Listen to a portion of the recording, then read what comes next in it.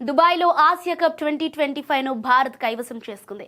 ఇక టోర్నీని గెలిచిన తర్వాత ట్రోఫీని తిరస్కరించిన సంఘటనపై భారత కెప్టెన్ సూర్యకుమార్ యాదవ్ స్పందించాడు. జట్టు మొత్తం టోర్నమెంట్లో కష్టపడి విజయం సాధించిందని, అయితే ట్రోఫీని అందుకోలేకపోవటం బాధ కలిగించిందని అన్నాడు. నేను క్రికెట్ ఆడటం ప్రారంభించినప్పటి నుంచి ఒక ఛాంపియన్ జట్టుకు ట్రోఫీని ఇవ్వకపోవటం ఎప్పుడూ చూడలేదని పేర్కొన్నాడు.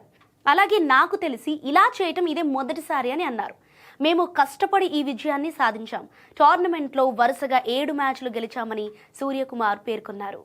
ట్రోఫీని తిరస్కరించిన విషయంపై పాకిస్తాన్ జర్నలిస్టులు అడిగిన ప్రశ్నలకు సూర్యకుమార్ చాలా కూల్గా, భావోద్వేగంతో సమాధానమిచ్చారు.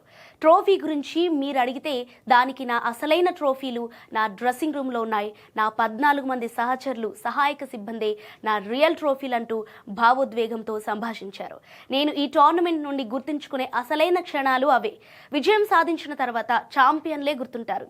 సో ట్రోఫీ ఫోటో కాదని సూర్యకుమార్ సోషల్ మీడియా వేదికగా పేర్కొన్నాడు. అంతేకాకుండా తాము ఏసీసీ చైర్మన్ మోసిన్ నఖ్వీ నుంచి ట్రోఫీని తీసుకోకూడదని, ఎవరి నుండి ఆదేశాలు రాలేదని, అది తామే మైదానంలో తీసుకున్న నిర్ణయమని స్పష్టం చేశారు. అంతేకాకుండా సూర్యకుమార్ యాదవ్ ఒక కీలక ప్రకటన కూడా చేశారు. ఈ ఆసియా కప్లో తనకు లభించిన మ్యాచ్ ఫీజు మొత్తాన్ని భారత ఆర్మీకి విరాళంగా ఇస్తున్నట్లు తెలిపారు. ఈ నిర్ణయంపై ఆయనకు సోషల్ మీడియాలో పెద్ద ఎత్తున ప్రశంసలు వస్తున్నాయి. భారత్ పాకిస్తాన్ మధ్య మ్యాచ్ తర్వాత హార్దిక్ పాండ్యా, శుభ్మన్ గిల్ వంటి ఆటగాళ్లు తమ సోషల్ మీడియాలో ట్రోఫీని ఎడిట్ చేసి పోస్ట్ చేశారు.